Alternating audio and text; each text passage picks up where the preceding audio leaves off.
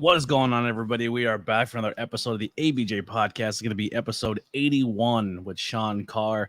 We're creeping up on 100 in less than a year, which is crazy to me. Thank you guys so much for the continued support. I know a lot of you missed that live action and the live stream aspect of it, but with life changes and stuff going on, it's easier just to record them and then put them out at a later date. If you want to see these live, the best way to do that is join the Discord. Links are below. I am every day that it is going to stream, I have on the Discord the guest questions that you could ask if you can't make it live, and then what day it will stream in the Discord so you guys can watch it live. Also, there's ways to you can see this early. So if you join the Patreon, this episode, every episode drops on Thursday. You get to watch it Monday. You can join in as little as $1 or whatever. If you're a baller, throw 10, 20, whatever it may be. All of it supports the podcast. Merchandise is available if you want to grab some merchandise and other ways to support. If you're watching this on YouTube, there is also ways that you can listen to us on every podcast platform. Just search ABJ Podcast. And thank you guys so much for the continued support. Please also support my guest and his links below. There will be his social medias as well as any merch pages or any promotions that you can go and check him out that we'll talk about as we go forward. Huge thank you to our main sponsor, Suplex Vintage Wrestling. Guys, it has finally happened. A whole store fully dedicated to vintage wrestling. They say it can never be done, but I've seen it with my own eyes. Suplex Vintage Wrestling is a store curated by wrestling fans for wrestling fans, located on 5th Street in Philadelphia, Pennsylvania. Just one block south of South Street in the heart of Queen Village. Their shop features the largest collection of vintage wrestling apparel under one roof. Their selection includes classic designs featuring your favorite wrestlers from the Golden Age, Attitude Era, Internationals, Indies, and more. And if you're tired of watching premium live events at home, then SVW hosts the best watch party since your friend Kyle's birthday party when you were 12. And if shirts and watch parties are not your thing, let's not forget their large selection of figures, replica belts, and trading cards. From their t-shirts and hats to rare wrestling memorabilia, they have something for any wrestling enthusiast out there. So what are you waiting for? Check them out on suplex.svw on Instagram or on their website at suplexsvw.com and let them satisfy your wrestling nostalgia needs. Definitely go check that store out. They're doing a lot of cool things in the works with them. When it comes to what they want to do and their vision of professional wrestling and what they can do to give to the independent scene. So make sure you go check them out on their websites and their social medias. If you're looking for that old school shirt, maybe that old school original DX or Dude Love or a Diesel shirt, I'm guaranteeing they have it. It's really, really cool. It is like a time machine of professional wrestling. So go show them love. Yes. So without further ado, this guest here, independent wrestler from the Northeast area.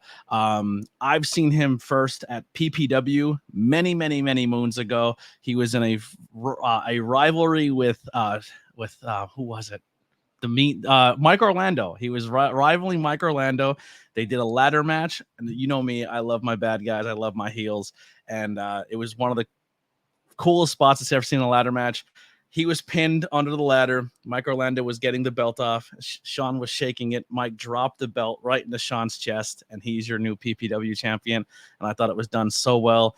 And then, unfortunately, like 2 or 3 shows later, I don't think Sean Carr was back in PPW for a very long time. But I broke my heart. I was like, where did this guy go?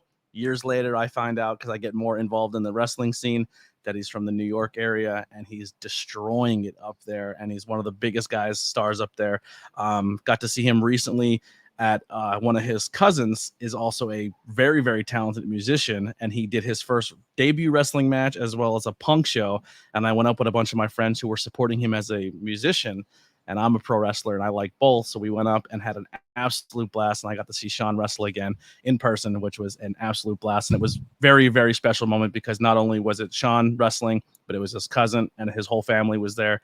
And it was a beautiful moment. So got to reconnect. And, you know, now I get to talk to him here on the podcast. So without further ado, let me bring in my guest, the hybrid Sean Carr. What's going on? And long history of my fandom of you right there. Yeah, no, that's crazy. Yeah, man, I can't believe it's been that long ago since you know the whole PPW thing and Mike Orlando and all that. Sometimes I feel like it was yesterday, and then I got to think about it. I'm like, man, that was like 5 years ago. It seems so. Probably longer. Probably like 5 or 6. Yeah, it's been a minute. You are honestly because PPW was my introduction essentially on a full scale of independent wrestling, and it sparked my love for this. And I was like, man, I love what's on TV, and I was a lifelong fan growing up, and going to PPW actually put it in motion for me to not just start the podcast, but then to start a wrestling version of a podcast, and then get my friends involved. And here we are now, and I'm doing interviews. But you were like the first guy that I like became a fan of on the independent wrestling scene. Like, there's definitely a style of wrestler I enjoy, and you fit the mold completely. I remember you're the first wrestler I seeked out like a merch page and ordered like a shirt that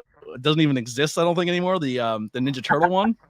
Oh yeah, that was a hot seller on that Pro Wrestling Tees. Absolutely. Yeah. So you're like the guy who essentially launched me into the independent stardom, like for me, fandom, and getting involved in the independent wrestling scene again.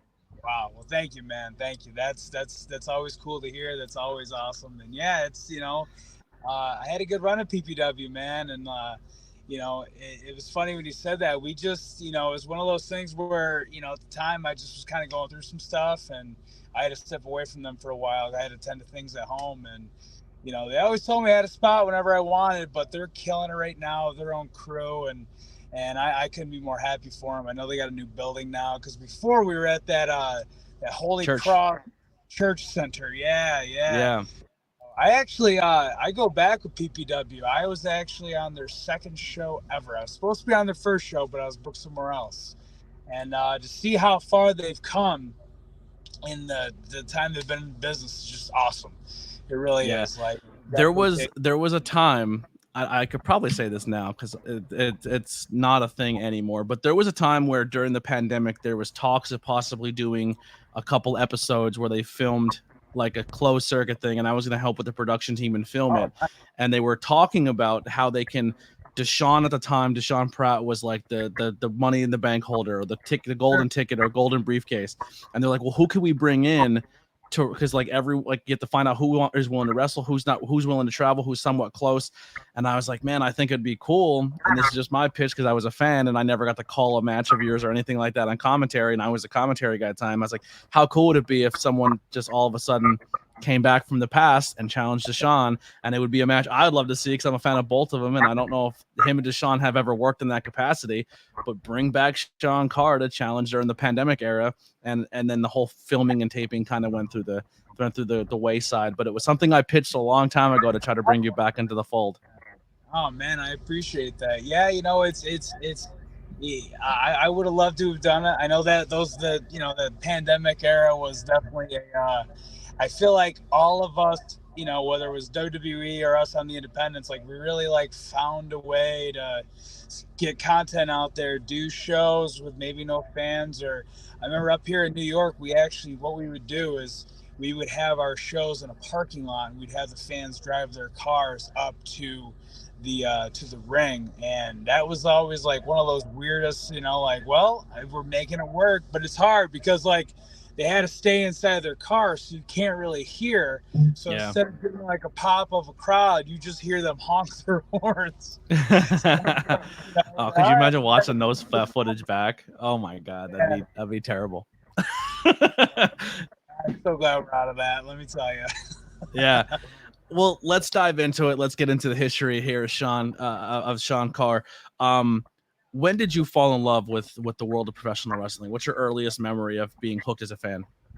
I always say this, and I always will. The very first time I was flipping through channels, and I was always like a fan of wrestling. Like everybody, knew Hulk Hogan when I was a kid and the Ultimate Warrior. But I'll never forget the moment that I was like, wow, I was captivated. I want to say it was around 95, 96. It was British Bulldog versus Shawn Michaels, and that for me, I was just so captivated. And that was when the obsession was really there, because if you ever have Tyler on, he'll tell you wrestling has always been in our life. Always. It's always on television. We always had all the toys. We always had all the, we would get grounded for breaking chairs and jumping off our garage or our aunt's garage onto a trampoline. We always had wrestling in our lives. But it was that one match. It was just one of those things where I was like, wow, I was so captivated by it, and I was like, I have to do this. Like, this is what I want to do with my life. And it's funny you say a certain wrestler's name there. Was that your guy growing up? Were you a Sean guy? Oh yeah, I was a big Sean guy. And that's why I became a fan of you, because I'm a Sean guy, and there's a certain style of wrestler I like, and you fit that mold. I appreciate it. Thank you. Yeah, it's always those, guys that weren't overly jacked and overly muscular, and like they didn't have the most outlandish gimmicks. I really always appreciated the in-ring work, along with the characters and along with all that. But like, I was always just such a fan of like that athletic style of wrestling. That catch as catch can, and then later it developed into the Japanese style of wrestling, and then it developed into like now they call it the Ring of Honor style of wrestling, so it's like the workhorse part of the show, you know what I mean? So that's all my favorite style. The best way I was always described Sean is, obviously growing up, it was like, what team in the NFC East, because we're all Northeast guys. Like, I'm a Washington guy, but I grew up in Philly. Or you hate the Cowboys, but you can't be a fan of both. That's impossible. And that's kind of how it was growing up. Is either you're a Brett guy or you're a Sean guy, and there's no in between. And I always thought Brett was talented. He was good at what he did, but he didn't entertain me. Like, he just seemed bland. And Sean was that funny to say, the hybrid. He was the wrestler, and he was a sports entertainer. He can do the high flyer. He can sell. He can grab you with a story. His facial expressions. He was not afraid to get his butt kicked in the match, but also come up and be the mega star as well. Where Sean was always kind of like that next Hogan, where he's not going to lose no matter what happens. At the end of the match, he's going to win. And just like that style bored the shit out of me. Yeah, I mean, it's crazy because like my cousin Tyler was the biggest Bret Hart fan ever. Like, he loved Bret. Like, I remember my aunt Joni, God rest her soul, she actually made him the leather coat with the Hitman on the back and all that. But yeah, I mean, honestly, like looking back, like I always appreciated what Bret brought, but I always felt his best run was when he was a heel and he was against USA, and it was the dungeon, the Hart Foundation. I always loved that version of Bret Hart. But yeah, I was always a Sean guy, man. I really was, and for how much he hates Sean brought the best out of Bret, because he actually made him be a human being, because he was like a robot. Well, and like he actually brought real emotion out of Bret too. Like he actually tell that Bret just did not like him, and it worked so well when they were telling the story in the ring. And that's like, I mean, outside of that, I think Bret, my other favorite matches with Bret was with Austin, but that's just because they were just good. They were good wrestling. But I was definitely a Sean. Honorable mention, him and Mr. Perfect was a good one too. Oh yeah. I mean, it was a good match.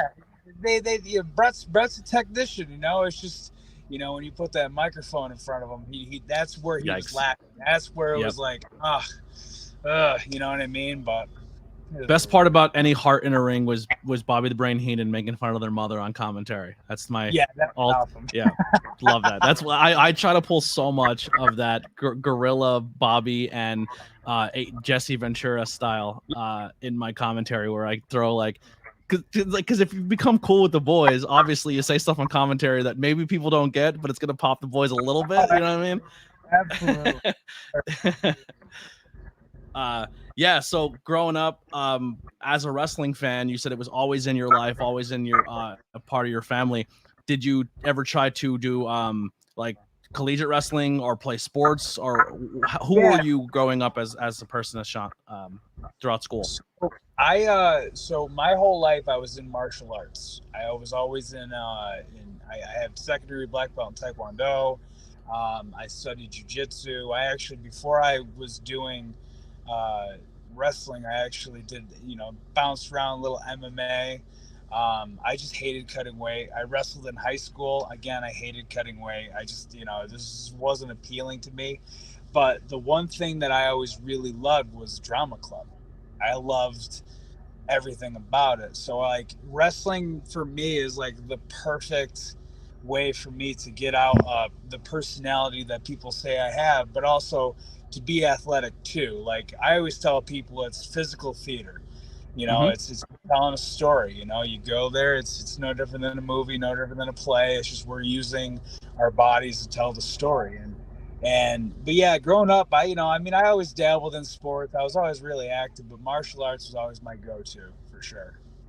Awesome. So when did you transition from being a fan and schooling, and was college involved, or when did you say, okay, I'm going to chase professional wrestling? Was there a shoot job involved? Did you have your life figured out and then do wrestling? How did that fall into place? So when I was in high school, I was always like, I want to be a pro wrestler, and I took that idea to my parents, and they knew there was no talking me out of it. They already knew. The one thing that my mom always said, because we used to buy all the tapes and the DVDs and all that about, and like watch the stories of how the wrestlers came to be. And I forgot who said it, but someone's father said, I think might have been Sean actually, it says, as long as you have an education, after that, do what you will. And at the time, this is I graduated in 2006. At the time, there was not, like now, there's a wrestling school every 20 miles, I feel. You know what I mean? There's a ring, there's a wrestling school, where when I was first trying to break into the business, there really wasn't a lot of wrestling opportunities like what there is now. So I would do my research, and I was going to a bunch of independent shows throughout my hometown. There's 2CW that used to run. They were the big one. But then there was this ECPW, and during an intermission, they were advertising that they were training. They had a training school in Cortland. And I was like, oh, that's great. And Cortland, New York is like 20 minutes from my house, or like half hour. I was like, oh man, I can work, I can do what I got to do, and I can just drive up there for training. So I went up there and started training. The school was open for 2 weeks and it shut down. Cortland's a cool town. My dad actually lives in Cortland right now. They have really cool, nice craft breweries and stuff up there. It's a nice little area. Yeah. So it was through ECPW. So through there, I was just like, all right, well, what's the next step? And a bunch of the guys that I already became friends with that are now like my lifelong friends right now, like Axel Lennox and God rest his soul, Anarchy, Jeff Greeno. They were all driving every Saturday to Gino's school in Jersey. So I would hop in a car with everybody. We'd drive to Gino's, and we'd get there at like 10 in the morning. We'd train till like 1 or 2 o'clock. We'd break the ring down, and we would follow the ring truck to wherever the show was that night, because Gino always had a show.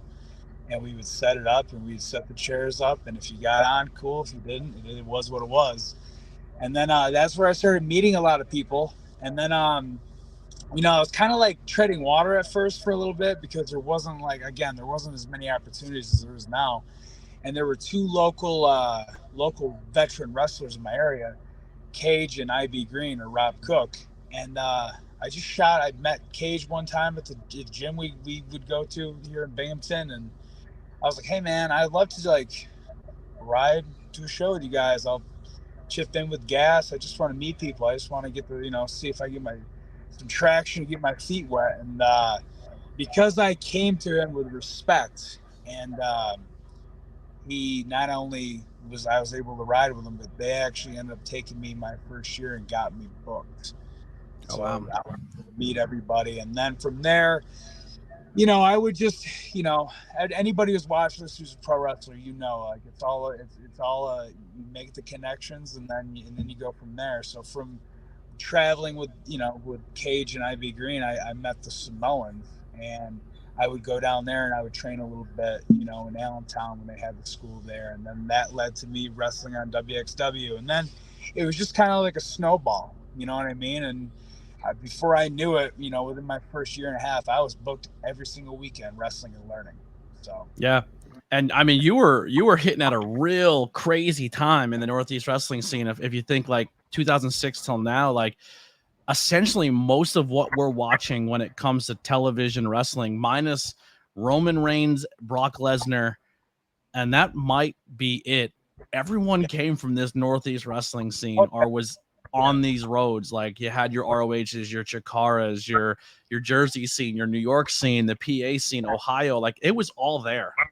Yeah, and it was a crazy time too, because like again, like I can watch WWE right now, and like I have a lot of their phone numbers in my phone just from making friends, say AEW mainly though. Like, AEW is like, I know everybody there, and you're right. Yeah. I mean, they have their roots from the Northeast, and that just goes to show you like how much of an impact, like our region of the country is made on pro wrestling. And it's like you said, I mean, every state you go to, there's a hotbed for it. New England's got a huge out, they just do great business out there. Us in New York, we always do great cars and great crowds. Pennsylvania, Jersey, like you said, I mean, the whole Northeast is really a big booming place for pro wrestling. So it's really cool to be a part. And you know what the crazy part? This is probably gonna get me some heat, but I guess just this is the being behind the curtain, like guardrail, for how talented our area has been in the last 30 years of this industry and this scene, because you can't deny what's on TV is all from this area, and then just being involved in it now and seeing how insanely talented we still are and how amazing it is. But now we're back at a point, I think, in my opinion, I think because Mania is coming to this Northeast scene in Philly, that everyone is calling athletic commissions and everyone's out to cut each other's throat, and these promoters are like, well, this guy's not working for me, so I'm going to call and shut down a show. But it's like, all you're doing is hurting the talent, and you're stunting this talent from getting any opportunities. Like, I respect a promotion, but a promotion's job at the end of the day is we're putting on a show, but you're there to put on a show for the talent that are coming through your door. And because someone's running 3 miles away or 10 miles away, let them do their show. It's booming. Everyone has enough to eat. Just worry about your promotion and putting on the best show you could possibly can, and because you're only hurting the business and the people in it. I've been involved and not really involved, but like I've witnessed and I've had people try to involve me in local wrestling whatevers where, well, if you can't work for me, if you work for him, and like, so I'm at dumb. a point now where is it all right to swear on this show? Absolutely, please do. So I'm at a point now where I just don't give a fuck. Yeah. I tell people straight up, I said, listen, if you want me on the show, you know what the deal is.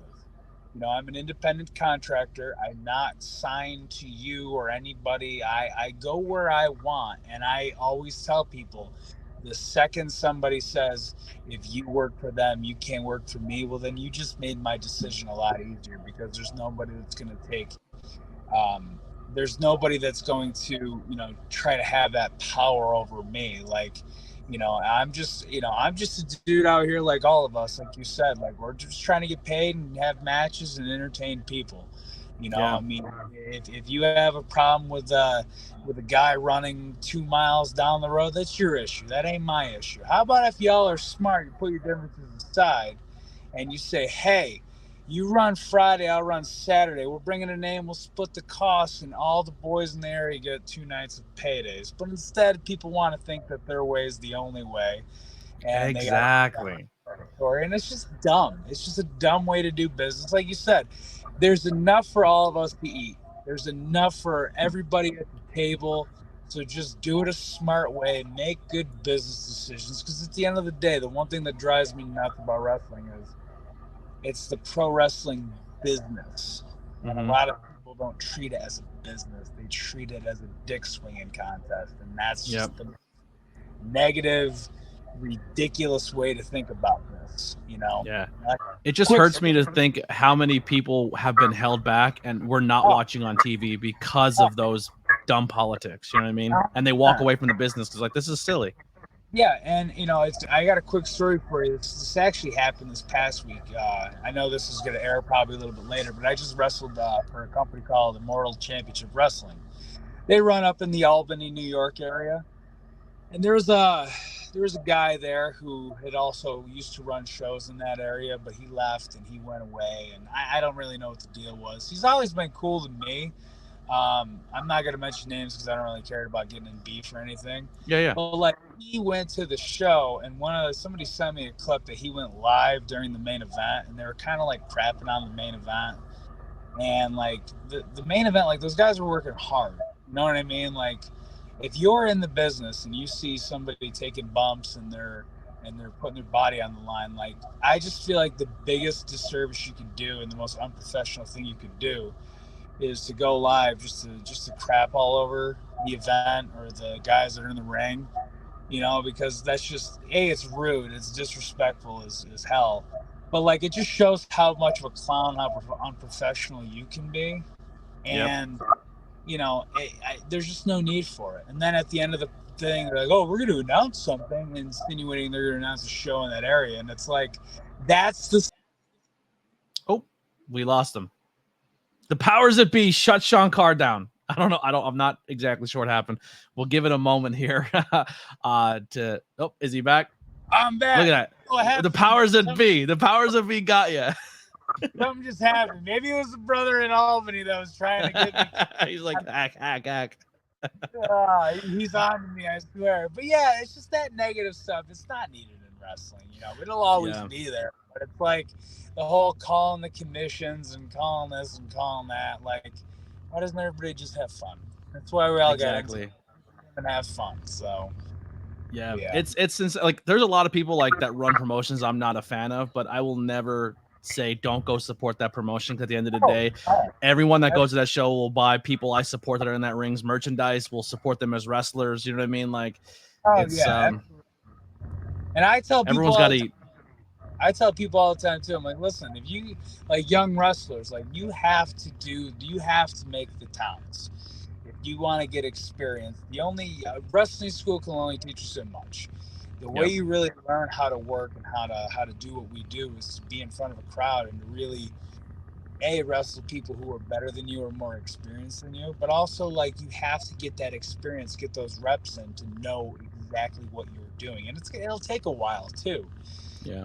Like if you have to take like shows that aren't really that like top priority, then as a young wrestler you have to do that. But you also have to be smart too. Like if it's in a backyard of a wherever and it's it's a legal show, like you kind of know what's going on. But it's just it's that's the ugly side of what we do, and that's a shame.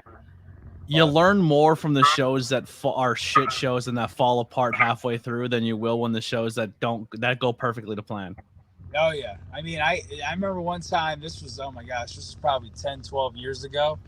I got to a show. It was me, Cage, and Rob Cook, Ivy Green, and the promoter didn't have a ring. And we had to wrestle and tell a story on a high school wrestling mat. Crazy. That's character building. Yeah.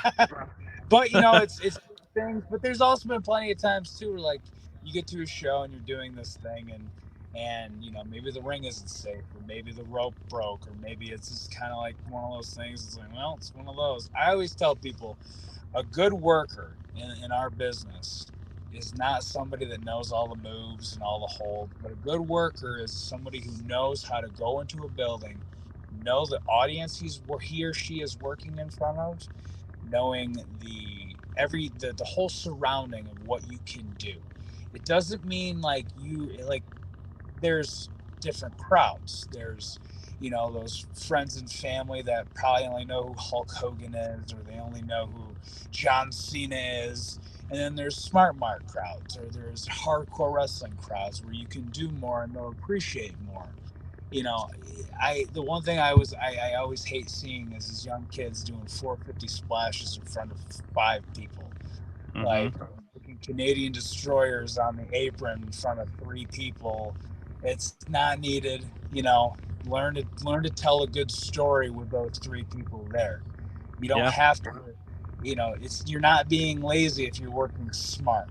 You know what I mean? Like, you can go out there and have, a 60-minute Broadway, but if those 3 people don't really care, then you're just killing your body for no reason. Where you could have literally just went out there and still worked hard, but told a heel babyface easy story. Like, I'll tell you what. I don't remember a single move besides maybe a super kick that was thrown between you and Mike Orlando that night in that ladder match. Couldn't tell you one ladder spot that happened, but I remember that you guys told a good babyface versus heel story, and I remember the very last spot of him dropping the title into your chest. Don't remember a single move in between, and that's that's the reality of this business. You're not going to remember that crazy stuff. You're going to remember the story and how it made you feel going forward.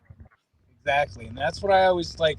Anytime like people want me to like watch their matches or stuff, and I'm always honored when that happens. Like it's always a cool, when people trust me and respect me enough to watch their matches and offer anything that I see that can maybe help them in their journey.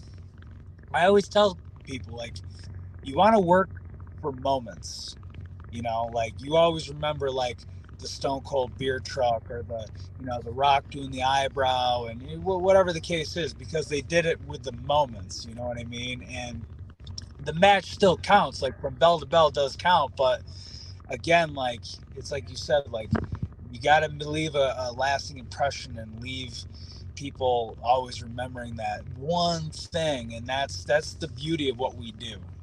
Yep. Anybody can go out there and do a gymnast routine and all that, and those matches are cool. Like I won't lie, like sometimes I watch a luchador match, I'm like, my gosh, I can never do that, Yep. But it's just, again, you just got to know your crowd. You got to know what you're doing and where you're at on the card too. Because the other thing I don't like is when people do 15 minutes on the second match and they go to the floor and do dives. If you're in the main event, what else is left is there to do? You know what I mean? Yep, absolutely. So what was a match early in your career, or a moment early in your career where it just clicked for you? Like you went out and you're like, okay, it just, everything's like, okay, I figured this out. I'm comfortable. This match was like your defining moment of going forward. So I'm going to give you two. Okay. So the time that I really not figured it all out, but like kind of got okay, I see. I was wrestling Slick Wagner Brown in 2CW. And at the time, Slick was running hot as a heel. I was this new skinny babyface from Binghamton, and it was a moment for me to really work a program with a seasoned veteran. And Slick really he pulled me in, and he really taught me the pacing, the delivery, the selling, the everything that goes into a pro wrestling match. Now, the moment that I really was like, okay, now we're cooking with gas, is I wrestled Eddie Edwards for 2CW in Rome, New York. And that was my that was my big test. People are like, okay, yeah, he's good, but can he go with the best? And I did 22 minutes with him, and that was my breakout match where people were like, wow, okay, we can put him in higher spots, and we can trust him with, X name, or, certain storyline, or even championship belts or main event spots, bigger, working my way up the card. That was my one that I was like, okay, now I figured out who I am, and I figured out what I want to do going forward and how I want to wrestle. So, yeah. So how did you develop the character, the name, the idea of Sean Carr? So it's funny. The hybrid nickname was given to me by this guy named Junior White, because at the time I was doing MMA and I was also doing wrestling training. He was like, man, it's like a hybrid thing. It's like you're, and you're also doing theater, where you're like, it's everything you need for this business. Perfect hybrid of the business. And I was like, okay. And then like it just stuck, and I wasn't really sold on it. I was like, and then it just kind of stuck, and then I've been married to it for 15 years now, or 16 years now. But Sean Carr is my real name. It's my government name, my birth name. The reason why I never had a gimmick name or anything like that, a different stage name, was because Gino Caruso, when he was the first one that I'd worked for, he booked me in my hometown, and he said, listen, I can call you Joe Blow or Section Hardcastle or whatever and put it on a poster, but like the people won't know that's you. But if I put your name up in your hometown, people will know that is you. Oh, I know Sean. Oh, he's wrestling. Let's go see him. So it was a marketing thing for Binghamton, and then I just built my name on my actual birth name. So yeah, so you're essentially started as the hometown guy, like and then was built, and then built your brand based off of that. I like that. Yeah, and that was the thing, and then it morphed. I mean, with different companies, like whether I was a heel or a baby face, like I always had an idea of like how I wanted to portray a heel character and how I felt a heel character should be. Um, and then it's crazy because like a lot of people who they watch me as only as a baby face, they'll go watch me as a heel and they're like, it's not even the same person. You know what I mean? I prefer the heel. So what I think stood out for me for you as a heel is there's a bunch of different ways to play heel, and there's no right or wrong. But for me personally, I hate when they take a very, very talented wrestler and make him the chicken shit heel. It annoys the hell out of me. Yes. It's cool to run away and do that here and there, but a good heel is someone who's still very imposing and is going to push you to your limit, but then knows when or not when to take the fall to make the baby face better. Exactly. And the other And I thing that think that's what you do very well. thank you. And I understand because I started as a baby face. I was a baby face for so long. So like, I knew the formula of being a baby face. So I think when I was able to transition as a heel, I was like, okay, I like, I always feel the heel should never outmove or outshine the baby face. And the reason, like, there's a lot of people that they want to be heels, but they wrestle like baby faces.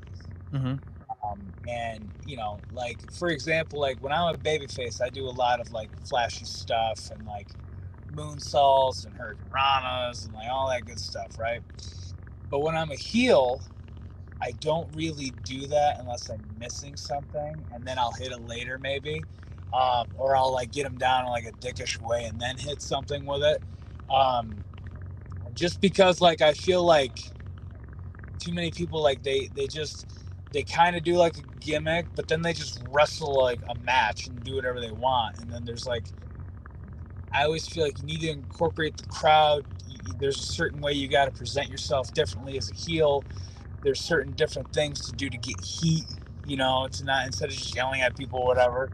And, this is all just kind of like, just studying the business, studying tapes and stuff. Heels that I like I loved Eddie Guerrero too. Like he was, number 2 probably. Yeah. I don't know if the terminology is correct, but like the cut, I always call it like the cutoff move. So like, for example, when you were working the heel stuff with Mike, and I'm using this as an example again, it's widely known Mike has a knee issue. So Mike is bigger, stronger. Everything about Mike is he should be killing you, but you are still very talented and you could hold your own because you're a champion. So Mike is getting the better of you, and then you quick hit him with a shot to the knee and drop him. And then you start taking, like, you know what I mean? It's just like that. He's momentum, boom, you cut his legs off. Then he builds back up, boom, you cut him off again. Like, that's a good heel, and you're still putting together a match where both of you are contenders. Exactly. And like that's the beauty of working. That's the beauty of like what we do and telling a story. And a lot of the time I love watching like newer guys when like say they do a program like that. The reason why that whole story with me and Mike works so well is because he sold the knee so well. Like he literally had those people in Hazleton, Pennsylvania, like begging, pleading, please, oh my gosh, like every time he took a step, it's like they felt his knee was hurt. And how dare you, Sean Carr, kick that knee? Like how, like he would have had you. And like that's what we do. And it's kudos to Mike for knowing how to be a baby and like selling the knee, because I've seen so many times, dude, where people are like, the cutoff is the knee, and then they get to the false finishes and they're doing run spots. And I'm like, you just shit on yourself, you know what I mean? But but that's where I like, if I feel like it's necessary, I'll pull somebody or I'll ask who trained them, and like I'll tell the trainer like, hey, it's kind of what I noticed. And I'm not perfect by any means, I remember like when I was young like that and I was making mistakes like that, the veterans then would pull me aside and say, hey, watch this or watch doing that. One of the biggest mistakes I ever made wrestling was I forgot who I was wrestling, but they gave me a low blow for the cutoff, and then they whipped me in for a clothesline. And Rhino was the one who was the big name of the show, and he was like watching the matches and everything. And he pulled me aside and he goes, hey man, when's the last time you really got hit in the dick? And I was like, well, tap. And he goes, can you run right afterwards? And I was like, no. He goes, so don't do it in pro wrestling either. And I was like, okay. You know, it's just those little things that you pick up along the way. But, yeah. There's a guy on the scene that you just recently worked, and I always hate giving that feedback because I'm just a stupid commentator. Like, what do I know? But I remember telling the wrestler, I'm like, hey, man, I think you do too many moves from the location that you do your finisher. And I think like there's times where you go for your finisher, and on commentary, I think you're going for your finish, but you're just going for another move in that same spot. I would cut those moves out and only do your finisher from that spot. And he was like, I never thought of that. Thank you. And he stopped it. You know what I mean? Love you, Mike. But yeah, that was a thing. Like, cause he does a Skyfall, and then like 2 or 3 times early in the match, he's going like tornado DDTs and he's doing second rope, like elbow drops and stuff. I'm like, that's that spot should be reserved for when you're going to hit your finish. Oh, like, absolutely. or if, and he was like, no, you're completely right. Cause I think he did like a tornado. I'm like, oh, he's looking for the Skyfall, but he wasn't even looking for it. And I was just like, oh, that's my fault. But I was like, but also I watch so many of his matches, I know how to call him. Sure, When he goes to that spot, I'm expecting him to go for that, or he's looking to tease it early. You know what I mean? You know what the thing is? The beautiful thing is, like, anytime, like, I always tell people, like, if you see anything in my match, please, you know, like, let's have a conversation about it. Because I feel like that's what, like, I always feel like just because you're a commentator or just because you're a ring announcer or even the referees, like, please, like, if you see anything, like, you know, because that's how we all get better. You know what I mean? Yeah. Like, if you're like one of those, like, dickbag, like, veteran guys who are like, I know everything, and what have you ever done? You've never taken a bump. Yeah, but you've watched a lot of matches, and especially if you're doing commentary, that is such an important part of telling a story on a broadcast, because like you're the one that's conveying to the audience on what's going on. You're helping the story get explained more. And like, yeah, you sit there, you watch enough matches, be like, hey man, you know, they do it in WWE. Guarantee you Michael Cole goes to some of the boys and the girls and is like, hey, stop doing that. Try doing it this way. Just something I noticed. We're all helping each other, you know what I mean? But that's a cool thing that you did that, and I'm sure Mike really Oh, he's an absolute sweetheart. Another guy up in that New York scene that's absolutely killing it. And you guys had a really cool program. Very big fan of him. Who are some people, speaking of Mike, who are some people on the scene? And if he's not one, then F him, you know what I mean? But now who are some people on the scene that you had some matches with that really stand out, that you're going to say, hey, if you're going to go and seek out some of my matches or some of my stuff, who are these matches that you're like, these are the ones that really they're special to you? Man, I've had so many great matches. So many. I've been very fortunate where I've been put in the ring with a lot of just names, indie talent. The one match that's on YouTube right now, it happened in 2016. It's me versus AR Fox versus Cody Rhodes. That one right there was probably, you know, if not my favorite, one of my most favorite matches.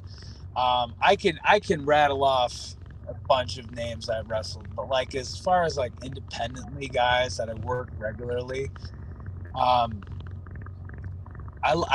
really like wrestling Mike Skyros. I've literally, I know I'm not supposed to like him because of gimmicks, but I've watched that kid go from ring crew to earn every single thing he has gotten in this business.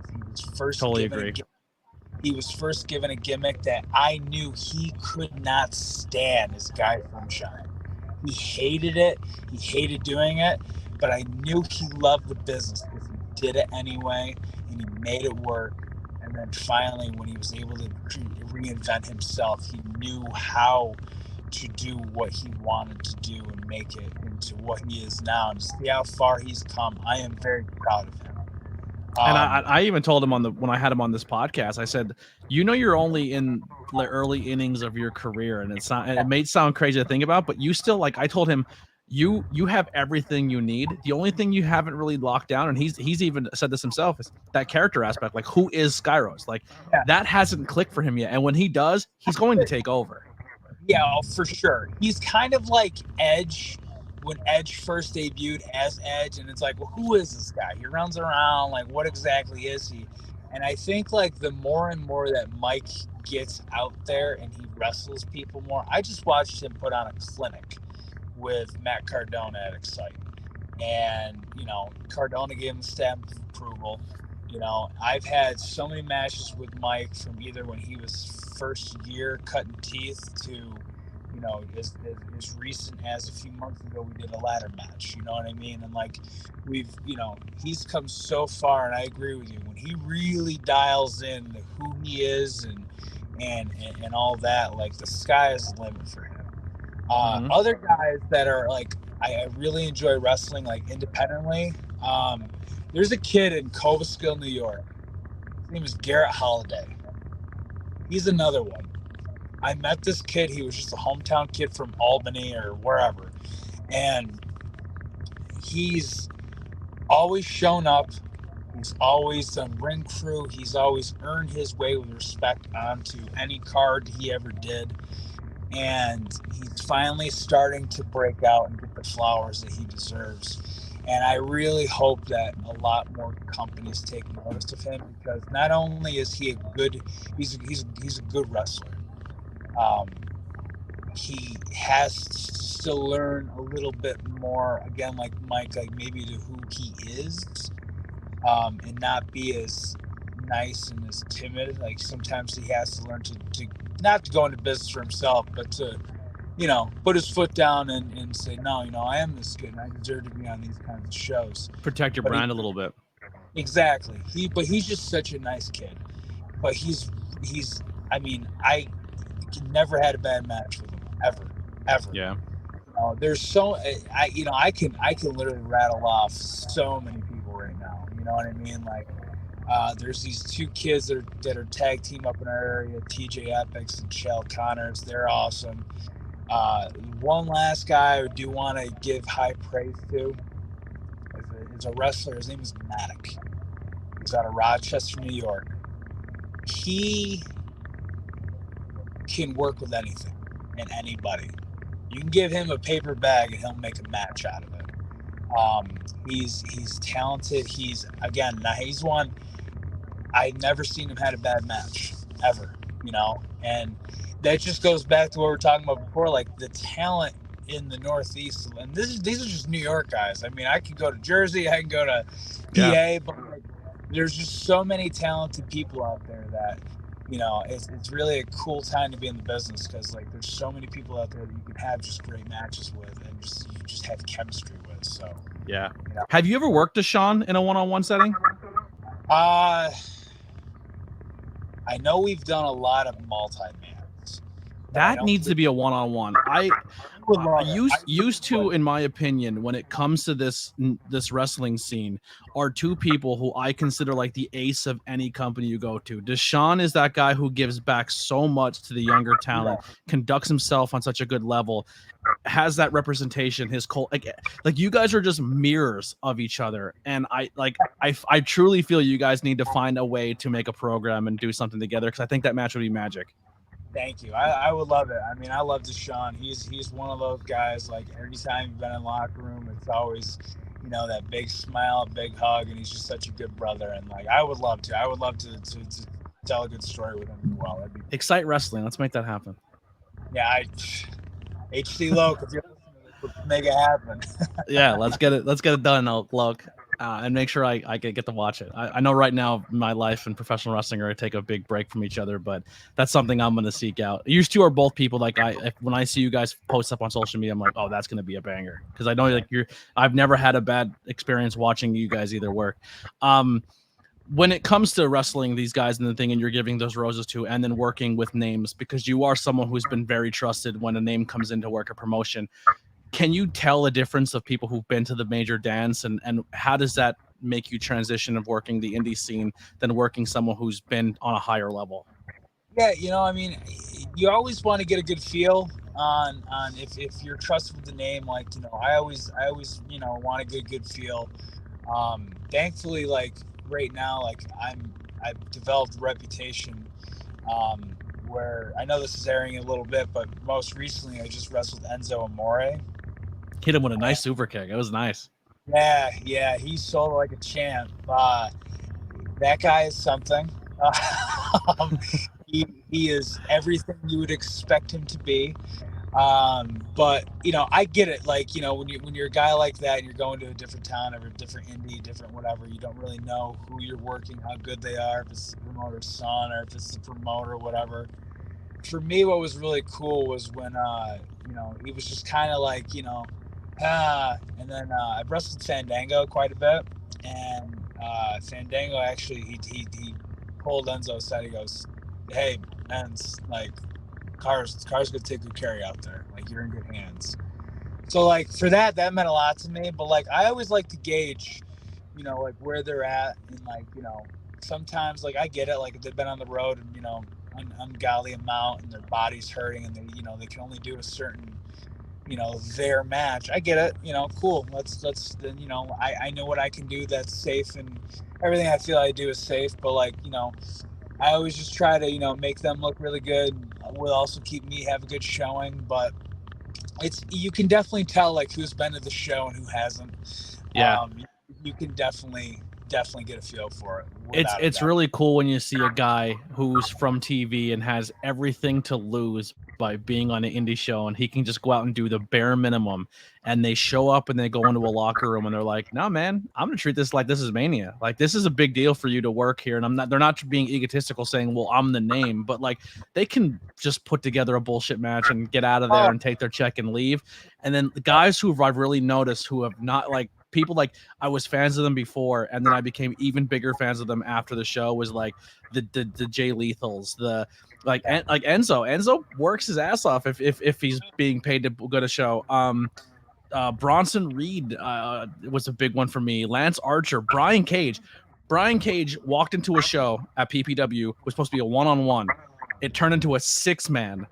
And he literally went backstage and they're like, "Brian, well, it changed as a 6-man match." He goes, "All right, get everybody here. What's all your shit? And I'll take it." And he literally made everyone look like superstars. And it's Brian Cage. Like, his presence and his size looked like he would have killed everyone in that match. And he made everyone look like they had the greatest showing of their entire career. And those are true pros. I wrestled Too Cold Scorpio last year. I did not see that one, but I really want to look out for it because that's an awesome matchup. Dude, he was so giving. He was so, like, first of all, like, a man his age, he didn't have to do no flips. He didn't have to do the tumbleweave. He didn't have to do any of that. He literally, when I first met him, he was just so like, "Hey, kid, you ready to steal the show tonight?" And I was like, "I won't the other way, sir." Did he work strong? Did he work strong style with you? Oh, yes, he did. And, like, because I heard he's notorious for putting them in. He lays them in. He's not gonna throw bullshit. You know what? This is exactly what he told me. He says, "Listen, just because I'm an old fucking man, don't think I can't take it." And I was like, "Yes, sir." He goes, "I crack you, crack me back." I said, "Yes, sir." And when I saw him put the black tights with the red scorpion on the pant leg and the white boots on, I was like, "Oh, Scorp came to work today." So I was jazzed. But yeah, we did the deal. He hit me, boom, hit him back, bam. You know what I mean? We just traded back and forth. And when we came to the back, he was just like, "Kid, that's how it's done right there." And I love that. So. My favorite story with him is Anthony Green. Anthony Green's like, "I just worked Scorp last week and he still had like a cut in his lip." And he's like, "Scorp told me in the back, he goes, if you throw some bullshit, I'm kicking the shit out of you." And he goes, "You know what?" And Anthony Green's like one of the funniest human beings I've ever been backstage with. He should be in every locker room. He's so good. And he literally went, "You know what? Scorp told me that. You know what I did first? I hit him first and I crushed him." And Scorp looked at me and goes, "Hell yeah, boy." And he goes, "We beat the shit out of each other." Yeah, that's it. I get it. I love it. Like, he's a legend, man. Total legend. It was an absolute pleasure and honor to do business with him. It really was cool. I love that. We are getting close to the wrap up. I do have some questions from the Discord I want to get to, but one last thing I want to give some roses, and I want him on the podcast in the future. Your cousin, Tyler. I talked about it in the beginning of the show. Went up to see a punk show. His band's fantastic, and they incorporate pro wrestling with music, and it's my style of music. I love the punk, emo, the whole nine. They're everything I love about it. Second Suitor, please go check them out. But he goes out, plays a rock show, and then goes and wrestles a match.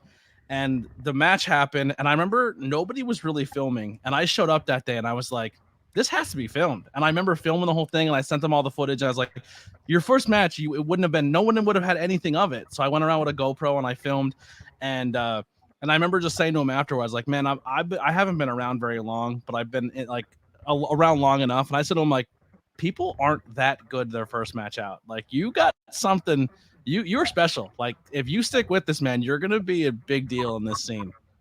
Yeah, he's, he just celebrated his 1-year wrestleversary, and yeah, he's got no signs of slowing down.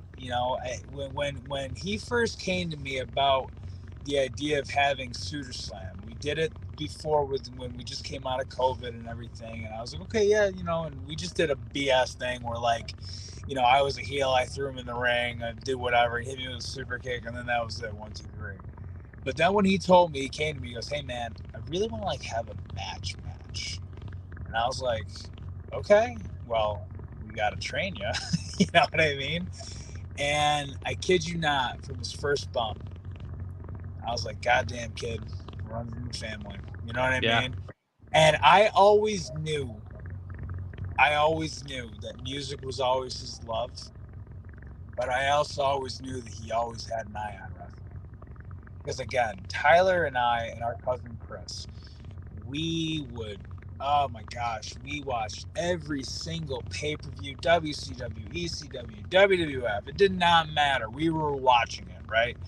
And Tyler has always had that love of performing and that love of wrestling along with music. And to see how far he's come in just a year, I'm like, dude, couldn't be more proud of him. I really couldn't. Kid's an anomaly. And I think a huge thing is his stage presence. When he's on stage as a musician, you can tell one of the best things I've ever heard from, and I've heard it from a bunch of different veterans in this business, is if you can figure out this business, the rest of the world is easy. And him being a wrestling fan, you can tell he brings that onto his stage performance, and then bringing the stage performance into professional wrestling, he hit the ground running. And he just dropped a promo where he was he sang singing the song.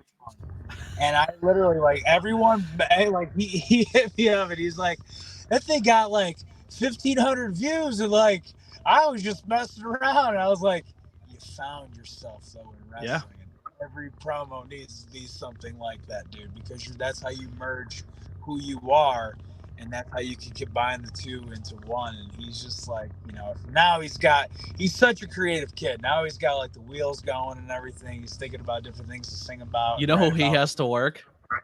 Who's that?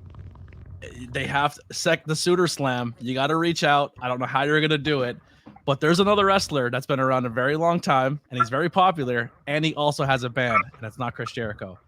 And I think it would be a cool match, but Ultraman is black, and then you have his band and Second Suitor play a show, and then they wrestle each other. Oh my gosh, that'd be great. That'd be awesome. I know for a second there, like, I was really trying to get me and Tyler versus Andy and the Butcher and the Blade there. Yeah.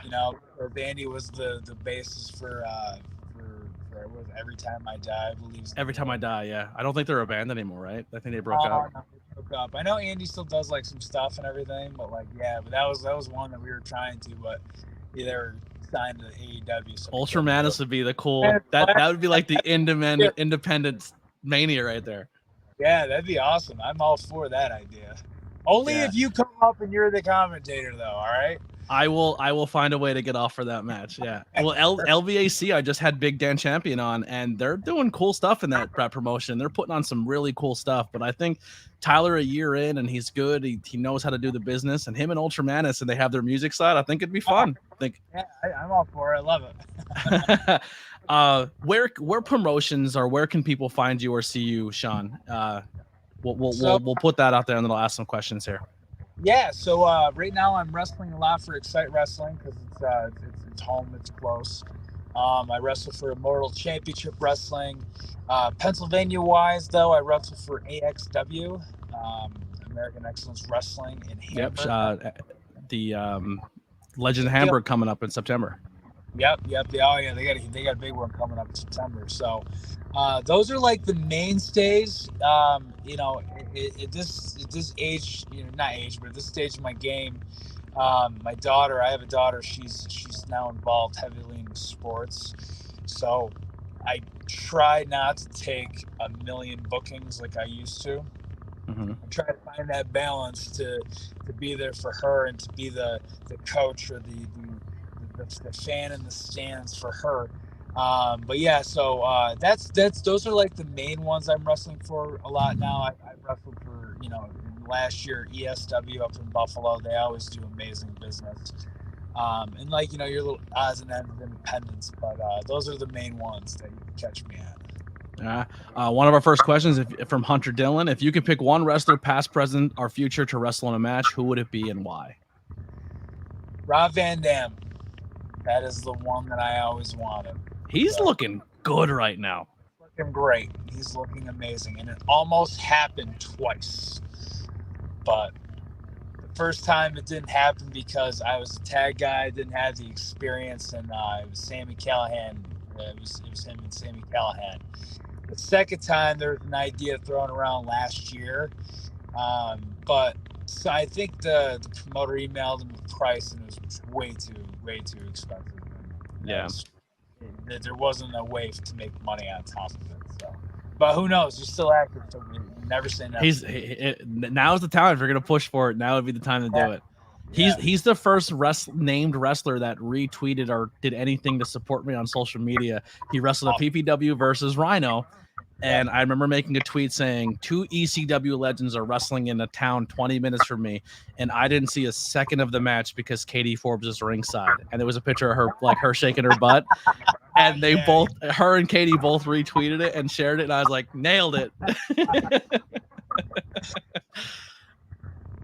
Another question here. What made you decide to become a pro wrestler? I know we kind of touched on that a little bit from Stephen Chambers, but if you want to maybe another moment or something.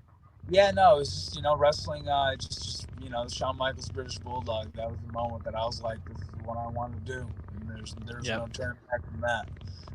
I think that's pretty much all we have here. The last question I'd like to end with is from Hunter. Logos by Hunter. If he's been the one pushing out all the logos for me, helping me as much as he possibly can to maybe sell some t-shirts during this time for me to make a couple bucks. I am going to my first, by the time this airs, it'll be then long gone, but I'm going to my first wrestling pay-per-view I've ever been to in my entire life. It just so happens to be maybe 1,000 tickets away from being the most sold wrestling show in the history of our business. I'm going to the UK. I'm going to All In. Awesome. I hope to sweet Jesus I watch Adam Cole walk out as a double champion. Fingers crossed. Yeah, I'm a big Adam Cole and Kevin Owens are my two favorite wrestlers on the planet right now. Yeah. And both are sweethearts. They really are. Yes. They're awesome people. Adam Cole, once again, he fits a mold of type of wrestler I like. But yeah, so his question is, if you could write a letter to a younger Sean Carr, what would that letter say? Oh, man, it'd be one long letter. I'll tell you that.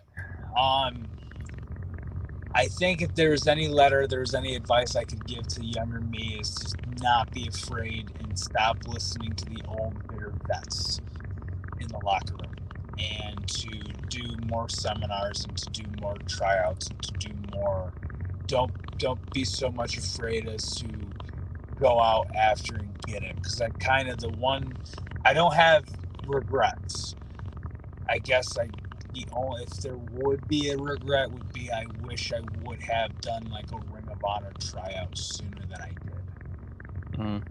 But people telling you don't deserve it yet and you have to pay your dues. Like, you're always gonna have those naysayers that are like, you shouldn't be doing that at this stage of your career, yada yada yada. So that'd probably be the only thing, and to just really enjoy every moment possible. Yeah. That term pay your dues is such a double-edged sword in this business, because I respect it and I think it's something that needs to be done, but I also think it's used as a crutch to keep people in the business that they have no intentions of using or doing anything with, but they want their money for their trading school, and you have to pay your dues, kid. I agree 100%. Yep. If the kid's not going to ever step between the ropes, find something for him, because there's plenty of things to do and there's plenty of jobs to have. So I 100% agree with you. Yeah, that pay your dues is definitely a double-edged sword. It's a great way to not get paid as a talent, but you also can get stuck in that, oh, you've been paying your dues for 3 years, and then how do you break into from paying your dues to getting paid as a talent? Exactly. Yeah. Sean, thank you so much, man. What a fantastic conversation. We really didn't get into like who you are as a person outside of that. We hit our hour mark. The door's always open in the future once I get through this laundry list of people. But man, like I said, you are someone who I respect highly in this industry, in this business. You're insanely talented. If that Deshaun Pratt match ever happens, please tell me. I need to see it. Because there are two people in this industry I respect so much. Deshaun, another one. Guy's been doing this forever, trained with the who's who of professional wrestling, and the dude's still going to tryouts, and he's still going to seminars, and he's still trying to consume as much as he possibly can, and he's helping the next generation of people down there at CZW, essentially saying, show up for free, just pay me in sweat. And that's the type of person that we need in this business, and you're one of those as well. Just two amazing veterans. I really appreciate that. I appreciate the platform. I can't, we have to do this again, man. We have to have part 2. I totally agree. So that'll be coming in the near future, guys. Thank you so much. Next week, once again, it'll air early on Monday, but it will be live for you guys on YouTube only. We will have another guy in the business who I think is so criminally underrated. I got to watch him a couple times, and now he's running the scenes, and I don't get to see him as much as I want. But Devontae's next on the podcast. What a beast he is, and he has great taste in football teams. We're both Washington fans. He's a great guy. Yeah. I'm a Giants fan, but I'll let you guys have your watch. Guys, we'll see you guys next week on the ABJ podcast. If you want to be a guest, please in the links below as well. There is a sign-up sheet. Let's get some good conversations. Doesn't have to be professional wrestling. I'm open to have a conversation with anybody. Come tell your story. Here's some outro music by the Converse kid Billy Trey. See you guys next time.